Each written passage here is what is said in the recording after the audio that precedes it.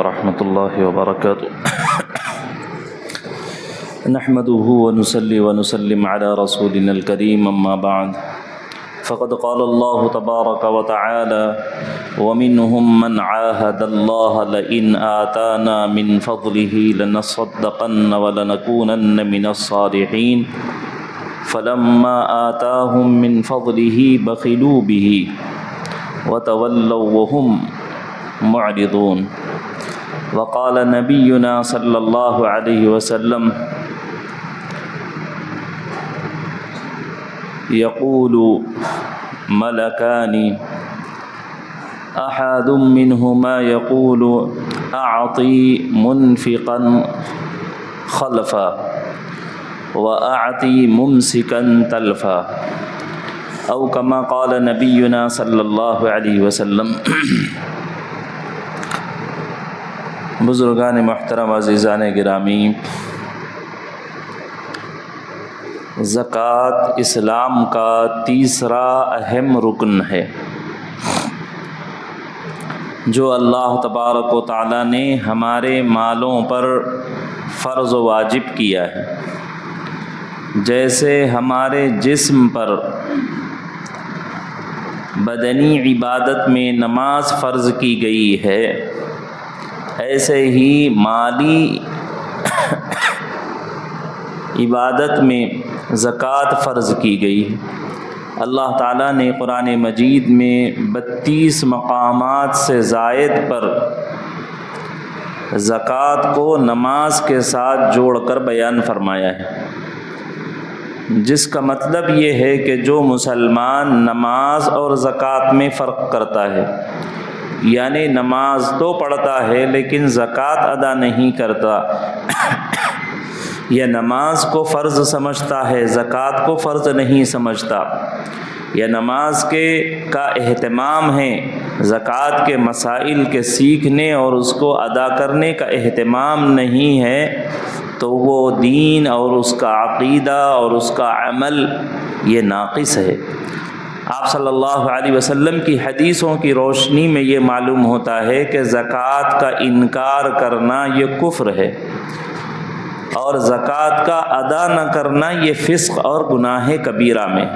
ایک آدمی مان رہا ہے کہ زکوٰۃ فرض ہے لیکن میں دے نہیں رہا ہوں، تو یہ گناہ گار ہے، فاسق ہے۔ ایک آدمی یہ سمجھ رہا ہے کہ نہیں زکوٰۃ کوئی چیز ہی نہیں ہے، خواہ مخواہ کہ ہمارے سروں پر یہ ڈال دیا گیا ہے، ایسا عقیدہ، ایسا خیال آدمی کو کفر تک پہنچا دیتا ہے۔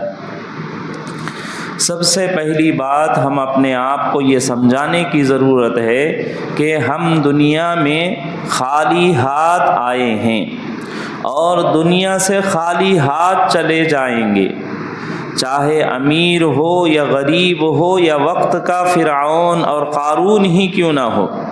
وہ دنیا میں خالی ہاتھ آئے تھے، پیدا ہوتے وقت کسی نے اپنے ساتھ کوئی روپیہ، پیسہ، کوئی پراپرٹی اور کسی طرح کا مال لے کر دنیا میں نہیں آئے ہیں، خالی ہاتھ آئے ہیں اور خالی ہاتھ ہی چلے جائیں گے۔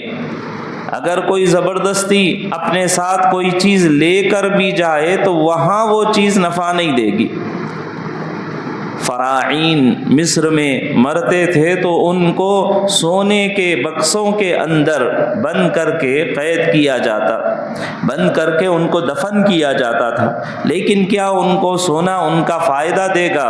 یا ان کے ساتھ کھانے پینے کی چیزیں رکھی جاتی تو کیا ان کے ساتھ رکھے ہوئے پھل، فروٹ، ترکاریاں، پینے کے مشروبات کسی مرنے والے کو کوئی نفع دیں گے؟ ہرگز نفع نہیں دے سکتے۔ تو خالی ہاتھ آئے ہیں، خالی ہاتھ چلے جائیں گے۔ اگر کوئی زبردستی اپنے ساتھ کچھ لے بھی جائے تو وہ اس کے لیے کوئی نفع کی چیز نہیں ہوگا، وہ اس کے لیے مفید اور فائدہ مند نہیں ہوگا، وہ اس سے کچھ نفع نہیں اٹھا سکے گا، وہ رکھے رکھے اس کے پاس سڑ جائے گا، گل جائے گا، مٹ جائے گا، ختم ہو جائے گا، نفع نہیں ملے گا۔ پھر ہم یہ سمجھنا کہ ہم وہ مال بھی ہمارا ہی ہے جو ہم چھوڑ کے مر رہے ہیں۔ حدیثوں کی روشنی میں ہے کہ جب آدمی انتقال کرتا ہے تو گھر والے یہ دیکھتے ہیں کہ کیا چھوڑ کر گیا ہے، اور فرشتہ یہ پوچھتا ہے کیا لے کر آئے ہیں۔ وہ دیکھتا ہے کہ نیکیاں کیا لے کر آئے ہیں، جو ہم نے کھا کے ختم کر دیا وہ ہمارا ہے، جو پہن کے بوسیدہ کر دیا وہ ہمارا ہے، اور جو آگے ہم نے اپنے آخرت کے بینک میں، آخرت کے خزانے میں جمع کر لیا وہ ہمارا ہے، بقیہ ہم جو چھوڑ کر رکھ کر جا رہے ہیں یہ وارثین کا ہے، ہمارا نہیں۔ تو اس لیے میرے بھائیوں، دوسرے کی دنیا بنانے کی چکر میں بیٹے کو صاحب مال رکھ کر چھوڑ کر جانے کے خیال سے ہم آج زکوٰۃ ادا نہیں کر رہے ہیں، تو دوسرے کی دنیا بنانا چاہتے ہیں اور اپنی آخرت ہم برباد کر لے رہے ہیں۔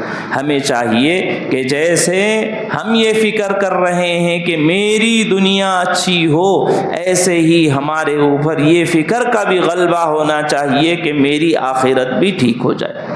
اور آخرت ٹھیک ہوتی ہے، سب سے اہم چیز فرائض کی ادائیگی ہو۔ فرائض خواہ اس کی وجہ سے بدن کے اوپر بوجھ پڑ رہا ہے، جیسے نماز ہے تو اس کو بھی ادا کرنا، ہمارے جیب پر بوجھ پڑ رہا ہے تو بھی اس کو ادا کرنا چاہیے۔ اور دوسری بات یہ ہے کہ مال انسان کو جو ملتا ہے وہ اللہ کے طے کرنے کی وجہ سے ملتا ہے، اللہ کی عطا کی وجہ سے ملتا ہے، پیغمبروں کی دعاؤں کی وجہ سے ملتا ہے، اپنے بڑے ماں باپ ہیں انہوں نے دعا کی ہے، بھائی بہنوں نے دعا کی ہے، غریبوں نے دعا کی ہے، ان کی وجہ سے مال ملتا ہے۔ کسی کو اس کی چالاکیوں سے یا اس کو کسی طرح کے ہنر اور فن اور کسی ڈگری کی وجہ سے کسی کو مال نہیں ملتا، ورنہ ہر سرٹیفکیٹ کا اٹھانے اور ہولڈر آج مالدار ہوتا ہے، لیکن کتنے ہیں جو سرٹیفکیٹس لے کر بھی ان کے جوتے گھس گئے ہیں، آج تک ان کو نوکریاں نہیں ملی ہیں، اور ایک ان پڑھ آدمی ہے، انگوٹھا چھاپ ہے، اور وہ کہاں سے کہاں پہنچ گیا ہے۔ تو معلوم یہ ہوا ہے کہ مالداری یہ اللہ کے فیصلوں سے، اللہ کے عطا سے ہوتی ہے۔ جب اللہ نے مال دیا ہے تو پھر ہمیں اللہ کے حکم پر خرچ کرنے میں کبھی پیچھے نہیں ہٹنا چاہیے۔ تو میرے بھائیوں، زکوٰۃ اسلام کا ایک اہم تیسرا رکن ہے جو ہمارے مالدار طبقے کے اوپر اللہ تبارک و تعالیٰ نے فرض و واجب کیا ہے، ہر ایک کے اوپر نہیں۔ اللہ تبارک و تعالیٰ نے جو فرض کیا ہے وہ مالداروں کے اوپر، عاقل ہو، بالغ ہو، مسلمان ہو، صاحب نصاب ہو اور اس پر سال گزر گیا ہو تو سال میں ایک مرتبہ 40واں حصہ اس مال میں سے جو اللہ نے ہم کو دیا ہے اللہ کے حکم پر اس کو خرچ کرنا ہے۔ مال میں بھی ہر مال کے اوپر نہیں، ہر روپیے کے اوپر نہیں۔ نبی علیہ الصلاۃ والسلام نے فرمایا 3 طرح کے مال ہیں، ایک سونا چاندی ہے، تجارت کا مال ہے، کہیں ہم نے انویسٹ کیا ہوا ہے، یا ہمارے پاس روپیہ پیسہ بینک میں رکھا ہوا ہے، ضرورت سے زائد ہے، کوئی ضرورت نہیں ہے، ایسا ہی رکھا ہوا ہے، ایسے مال کے اوپر۔ اور ایسے ہی جانوروں کے اوپر بھی اللہ نے زکوٰۃ فرض کی ہے۔ بکری ہے، 200 سے زائد بکریاں ہو گئی ہیں، گائے بھینس ہے 40 سے زائد ہو گئے ہیں، اونٹ ہیں 5 سے زائد ہو گئے ہیں، اب زکوٰۃ کے دینے کا فرض ان کے اوپر متوجہ ہوتا ہے۔ 4 ہی اونٹ ہیں، کوئی واجب نہیں ہے، 200 سے کم ہیں، 199 بھی ہیں تو وہ شریعت میں اس کے کے اوپر زکوٰۃ واجب نہیں ہوتی. 39 گائے بھینس ہے تو بھی وہیں 40 ہو جائیں تو پھر اس کے اوپر زکوٰۃ واجب. ایسے ہی سونا چاندی روپیہ پیسہ ہے 87.5 گرام 87.5 گرام کا سونا کسی کے پاس رکھا ہوا ہے اور 1 سال اس پر گزر گیا ہے, کوئی ضرورت نہیں پڑی کہ اس میں سے بیچنا پڑا ہو یا کوئی خرچ کرنا پڑا ہو, ایسی کوئی حاجت ہی نہیں آئی. پورے سال اللہ تبارک و تعالیٰ نے اتنی گنجائش دی, دوسرے ذریعوں سے ہمارے کھانے پینے, علاج, دوا دارو, ساری حاجتیں دوسرے پیسوں سے ہوتی رہی. سونا ایسے ہی رکھا رہا. چاندی ہے 612 گرام چاندی, وہ ویسے ہی رکھی رہی اور 1 سال اس پر گزر گیا. یا اس مقدار کا پیسہ رکھا ہوا ہے یا اس مقدار کا پیسہ کہیں انویسٹ کیے ہوئے ہیں اور سال بھر سے انویسٹ رکھا ہوا ہے, چل رہا ہے, تو پھر ایسے مال کے اوپر سال گزر جانے پر اللہ کی طرف سے یہ حکم ہے کہ اب اس میں سے 40واں حصہ اللہ کے نام پر غریبوں میں, مسکینوں میں, حاجت مندوں میں, ضرورت مندوں میں, بیواؤں میں, یتیموں کے اندر تقسیم کر دو. یہ اللہ کا حکم ہے. پھر حدیث میں نبی صلی اللہ علیہ وسلم نے یہ بھی فرمایا ہے زکوٰۃ ادا کرنے کا فائدہ, دنیاوی فائدہ یہ ہوگا, اللہ تبارک و تعالی اس مال کو صاف ستھرا کر دیتے ہیں. جیسے کپڑے استعمال کرنے کی وجہ سے میلے کچیلے ہو جاتے ہیں اور دھو دینے کی وجہ سے پاک صاف ہو جاتے ہیں, ایسے ہی یہ مال سال بھر استعمال کرنے کی وجہ سے اس میں میل کچیل آتا ہے اور جب زکوٰۃ ادا کر دی جاتی ہے تو یہ میل کچیل ختم ہو جاتا ہے. اور دوسری چیز یہ ہے کہ آدمی کے اندر یہ احساس پیدا کرنے کے لیے اللہ تبارک و تعالیٰ نے زکوٰۃ واجب کی ہے کہ آیا اس بندے کو مجھ سے زیادہ محبت ہے یا اس کا مال زیادہ محبوب ہے. یہ اس کے روپیے پیسے اور اس کے جانور اور اس کی پیداوار وغیرہ کے اوپر اس کو زیادہ محبت ہے یا اللہ کے حکم سے زیادہ محبت ہے. یہ اللہ تعالیٰ جانچنا چاہتے ہیں.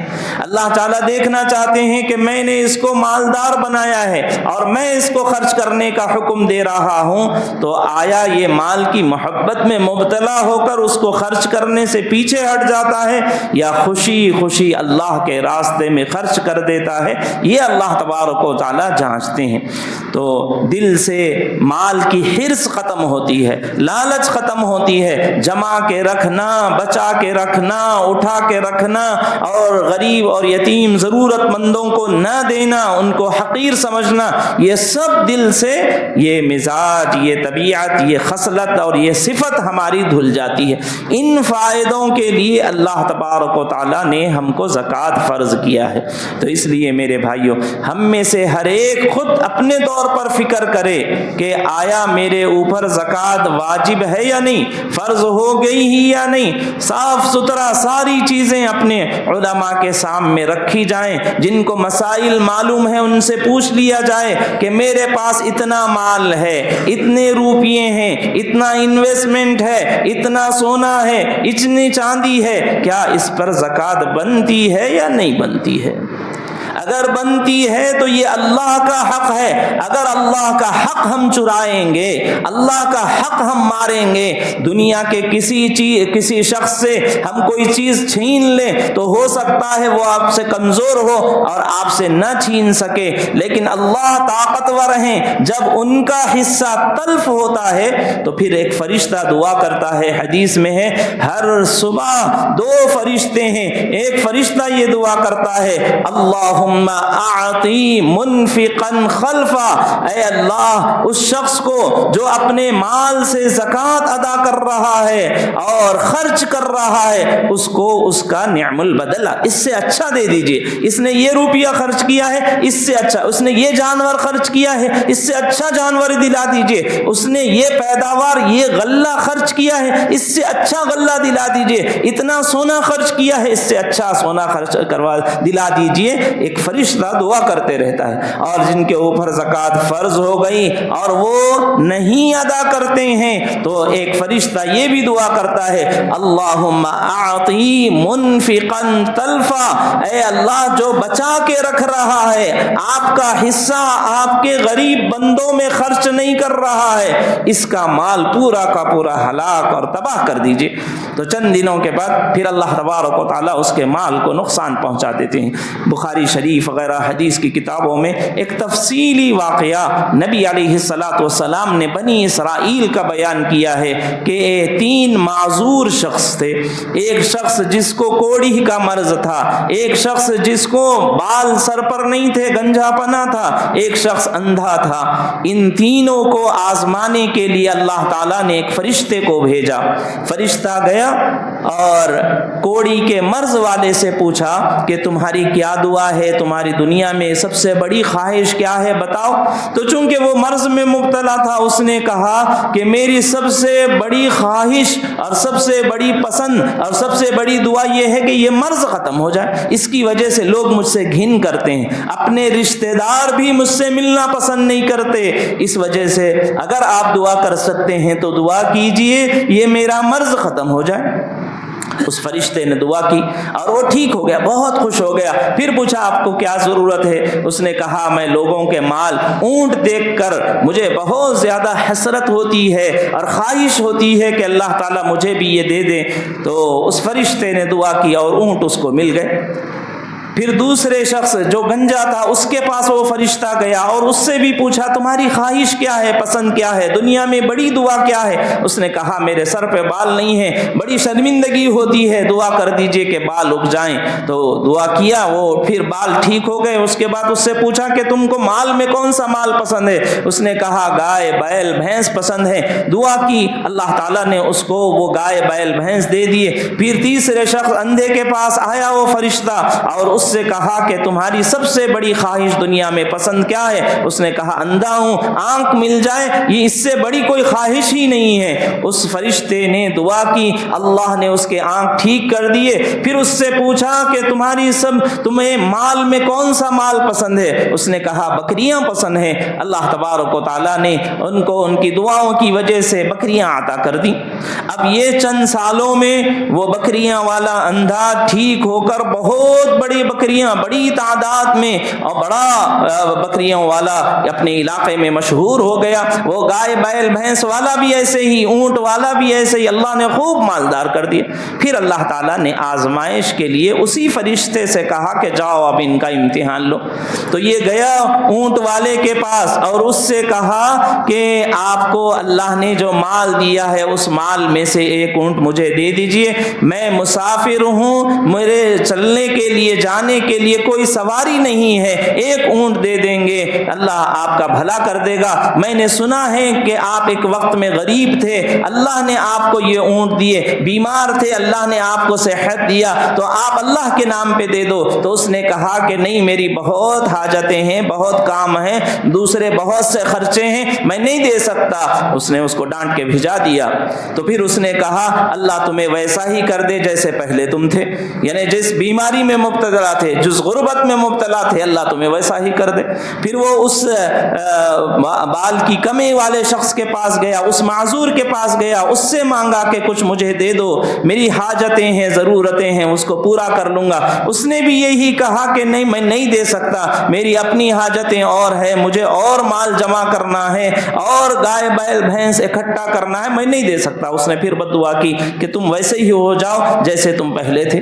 پھر تیسرے اندھے کے پاس آیا، اس سے بکریاں مانگی، تو اس نے کہا کہ ہاں تم سچ کہہ رہے ہو، میں ایک وقت میں غریب تھا، میرے پاس کچھ نہیں تھا، کھانے کو کھانا نہیں تھا، پہننے کو کپڑے نہیں تھے، کوئی عزت معاشرے میں نہیں تھی، اور میں معذور تھا، اندھا تھا، اللہ نے مجھے صحت دی اور پھر اللہ نے مال دیا۔ اب اس مال میں سے جتنا تم کو چاہیے، جو چاہیے وہ لے جاؤ، جو تم لے جاؤ گے وہ میرے لیے سب سے اچھا ہوگا، جو چھوڑ کے جاؤ گے وہ مجھے زیادہ پسند نہیں، جو لے جاؤ گے اس کے اوپر مجھے زیادہ خوشی ہوگی۔ تو اس فرشتے نے کہا میں فرشتہ ہوں، لینے کے لیے نہیں آیا ہے، میں تو صرف امتحان کرنا چاہتا تھا۔ اللہ دیکھنا چاہتے تھے کہ اللہ نے جو مال دیا ہے اس مال میں سے خرچ کرتے ہو یا بخل کرتے ہو۔ اللہ نے دیکھا تمہارے دو ساتھیوں نے اللہ کے حکم کو پورا نہیں کیا اور اللہ کے دیے ہوئے مال سے غریبوں کا خیال نہیں کیا، مانگنے والوں اور حاجت مندوں کی حاجتیں پوری نہیں کی۔ اللہ نے پھر سے ان کو ویسے ہی غریب بنا دیا جیسے وہ پہلے تھے، اور تم نے اللہ کا حق ادا کرنے کا ارادہ کیا، اللہ تعالیٰ نے بھی تمہارے ساتھ نیکی کا معاملہ فرمایا۔ تو میرے بھائیوں، یہ دل و دماغ کو سمجھانے کی ضرورت ہے کہ جو آج ہمارے پاس پیسہ ہے، پراپرٹیاں ہیں، مال ہے، سونا ہے، چاندی ہے، جو کچھ ہے یہ ہمارا نہیں، میرے اللہ کا عطا کردہ ہے۔ آپ بھائی ہیں، آپ کے بھائیوں میں کتنے بھائی ہیں جو غریب ہیں؟ آپ کے دوستوں میں دیکھیے جو آپ کے کلاس فیلو تھے وہ بہت سارے ان میں وہ ہیں جو غریب ہیں۔ اللہ نے اپنے ساتھیوں میں تم کو بلند کیا، اپنے بھائیوں میں تم کو مالدار بنایا، پھر اب اللہ کا حکم آ رہا ہے تو ہم پیچھے ہٹ جا رہے ہیں۔ ہم اللہ کے حکم پر خرچ، اپنی خواہشات پر خرچ کر رہے ہیں، اپنی چاہتوں پر خرچ کر رہے ہیں، لاکھوں روپیے اڑا رہے ہیں، نہ دنیا کا فائدہ نہ آخرت کا فائدہ۔ اس کے باوجود بھی ہم اپنی خواہش پر، اپنی خوشی کے لیے، اپنے دل کو ٹھنڈک پہنچانے کے لیے ہم بہت خرچ کر رہے ہیں، لیکن جہاں اللہ کا معاملہ آ جائے ہم پیچھے ہٹ جاتے ہیں۔ میرے بھائیوں، اسلام کے ارکان میں تیسرا اہم رکن وہ زکوٰۃ ہے۔ وہ ہر مالدار کے اوپر، مسلمان عاقل بالغ مالدار کے اوپر سال میں ایک مرتبہ زکوٰۃ فرض ہوتی ہے۔ ہر ایک کو چاہیے کہ اس کا حساب کرے، اور اس میں وہ مال ہمارا ہے ہی نہیں، ہم اپنوں کو بھی، بیوی کو بھی، بچوں کو بھی، سب کو یہ سمجھا دینا یہ سونا ہم دلا رہے ہیں 10 تولے، سال گزر جائے گا تو اس میں 40واں حصہ اللہ کا ہو جائے گا۔ ہر حال میں اللہ کا اپنے پاس رکھنا نہیں چاہیے، جو اللہ کا مال ہے وہ اللہ کو دے دینا۔ اور اللہ نے جن کو دینے کے لیے کہا انما الصدقات للفقراء والمساکین والعاملین علیہا والمؤلفۃ قلوبہم وفی الرقاب والغارمین وفی سبیل اللہ وابن السبیل، یہ 8 مصارف اللہ نے بتائے ہیں کہ مجھے نہیں چاہیے، اللہ لے کے اللہ رکھ لینا نہیں چاہتے ہیں، یا مسجد کے امام بول رہے ہیں تو وہ لینا نہیں چاہتے۔ اللہ یہ کہہ رہے ہیں تمہارے غریب، تمہارے خاندان کے غریبوں کو دو، فقیروں کو دو، مسکینوں کو دو۔ تمہارے خاندان میں کوئی شخص قرضے میں ڈوبا ہوا ہے، جاؤ اس کا قرضہ ادا کرو۔ کوئی کہیں پھنس گیا ہے، اس کو نکالنے، رہائی دلانے اور اس کی مدد کرنے کے اوپر خرچ کرو۔ تو میرے بھائیوں، زکوٰۃ اسلام کا ایک اہم رکن ہے، اس کو ادا کرنے کی ایسی ہی فکر ہونی چاہیے جیسے نماز پڑھنے کی فکر ہے، جیسے روزہ رکھنے کی فکر ہے۔ ایک آیت میں نے قرآن شریف کی پڑھی جس میں ایک صحابی، بعض نے ان کو منافق بھی لکھا ہے، ثعلبہ بن ابی حاطب، ان کا واقعہ اللہ تعالیٰ نے ان کے پس منظر میں ان کے واقعے کو یاد دلا کر اور ان کے بخل کو یاد دلا کر اللہ نے وہ آیتیں نازل فرمائیں۔ اللہ فرماتے ہیں فَمِنْهُمْ مَنْ عَاهَدَ اللَّهَ لَئِنْ آتَانَا مِنْ فَضْلِهِ لَنَصَّدَّقَنَّ، ان میں سے ایک شخص نے عہد کیا، ہم میں سے ہر ایک کے ساتھ یہ حالت ہوتی ہیں۔ ہم جب مال نہیں ہوتا بہت گڑ گڑا کے دعا کرتے ہیں، اللہ پیسے والا بنا دیجئے، مالدار بنا دیجئے، مسجد کو بھی لگاؤں گا، مدرسوں کو بھی لگاؤں گا، غریبوں کا بھی خیال کروں گا اور بیواؤں کا بھی خیال کروں گا، ہر مانگنے والوں کو دوں گا۔ بہت لالچ کے ساتھ، گڑ گڑا کے، تضرع کے ساتھ مانگتے ہیں، اور جب اللہ مال دے دیتے ہیں تو پھر وہ اللہ کے حکم کو بھول جاتے ہیں۔ تو ایک صحابی تھے، حضور صلی اللہ علیہ وسلم کے پاس آتے تھے، حضور کے ساتھ ہی نمازوں میں سب میں مشغول رہتے تھے، لیکن غریب تھے، تو حضور صلی اللہ علیہ وسلم سے دعا کی درخواست کرتے تھے کہ اللہ کے رسول صلی اللہ علیہ وسلم دعا کر دیجئے مجھے مالداری مل جائے۔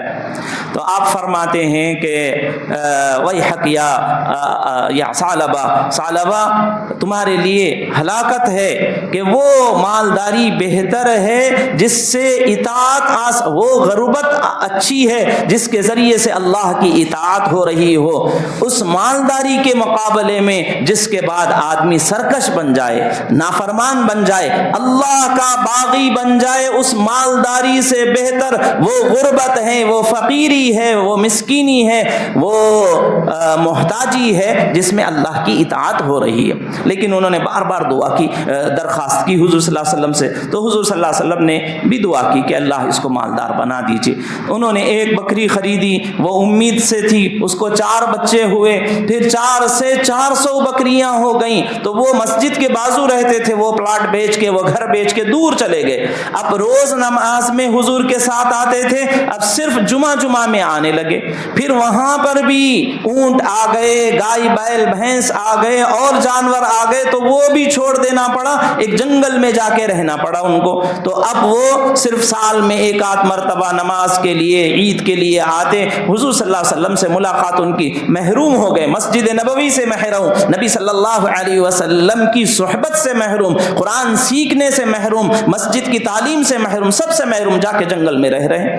اب اسی دوران زکوٰۃ کا حکم آیا، حضور صلی اللہ علیہ وسلم نے ان کے پاس بھیجا کہ ان سے کہو کہ تم کو یہ جو مالداری ملی ہے میری دعاؤں کی وجہ سے ملی ہے، اور اللہ نے یہ زکوٰۃ فرض کی ہے، اس میں سے ادا کرو۔ تو اس نے کہا کہ حضور پہلے یہود اور نصارہ سے ٹیکس لیتے تھے، آج ہم سے بھی ٹیکس لینے لگے، یہ مال میں سے کیوں پوچھا جا رہا ہے؟ نماز تو اچھی چیز ہے لیکن زکوٰۃ اچھی چیز نہیں ہے، یہ ایسا ٹیکس لگ رہا ہے۔ نبی صلی اللہ علیہ وسلم غصہ ہو گئے اور آپ نے فرمایا کہ اس کے مال نے اس کو ہلاک و برباد کر دیا، اور پھر کہا کہ اب میں کبھی اس کا مال نہیں لوں گا۔ ان کو معلوم ہوا نبی صلی اللہ علیہ وسلم نے بد دعا کی ہے، تو دوڑ کر آئے اور کہا اللہ کے رسول لے لیجئے۔ آپ نے فرمایا کہ نہیں، میں نہیں لوں گا۔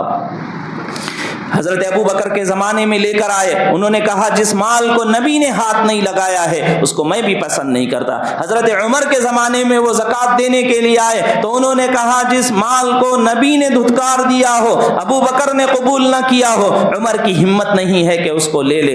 عثمان غنی کے زمانے میں ان کا انتقال ہوا، اس وقت تک کبھی ان سے مال اصول ہی نہیں کیا گیا، زکوٰۃ دی ہی نہیں گئی، ویسی حالت میں دنیا سے چلے گئے۔ تو میرے بھائیوں، مال آزمائش کی چیز ہے، انما اموالکم واولادکم فتنہ، اللہ تعالیٰ کہتے ہیں تمہاری آزمائش کی چیز ہے۔ آزمائش یہ ہے کہ اللہ نے مال میں جو حق رکھا ہے، جو حصہ رکھا ہے، وہ حصہ ادا کر دینا یہ فتنے سے بچنے کا ذریعہ ہے۔